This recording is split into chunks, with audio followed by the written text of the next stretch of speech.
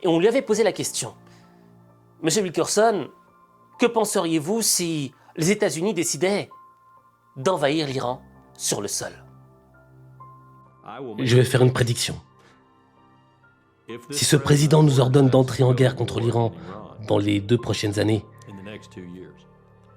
et qu'il ordonne à une composante terrestre significative d'y participer, les Marines ou l'armée, alors je pense que vous verrez un nouvel exode massif des forces armées, notamment parmi les officiers supérieurs, parce qu'ils comprennent à quel point une telle décision serait catastrophiquement mauvaise et à quel point ce serait le prélude à ce que vous pourriez appeler la Troisième Guerre mondiale, voire la Quatrième. Raison pour laquelle les différents chefs de l'armée du Pentagone avaient déconseillé à Donald Trump de partir en guerre contre l'Iran.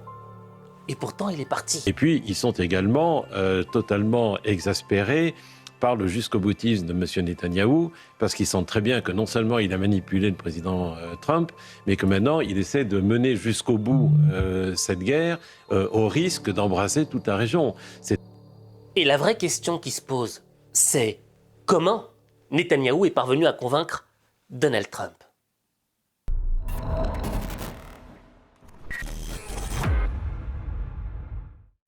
Netanyahou est parvenu à convaincre Donald Trump en lui faisant croire que ce serait facile. Il lui a dit, tu sais, quand on éliminera Ali Khamenei et toutes les autres têtes, le régime s'effondrera sur lui-même. Et on pourra envahir l'Iran, mettre un nouveau régime, quelqu'un qui sera de notre côté.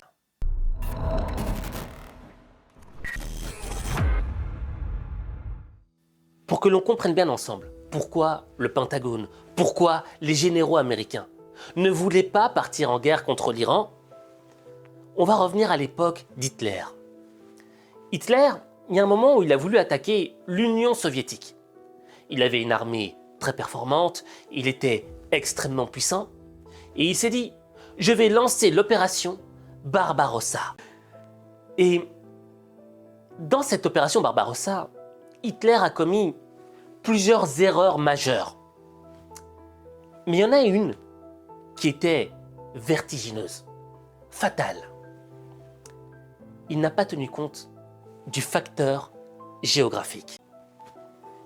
Eh bien, avec l'Iran, on a ce même piège géographique. Je m'explique.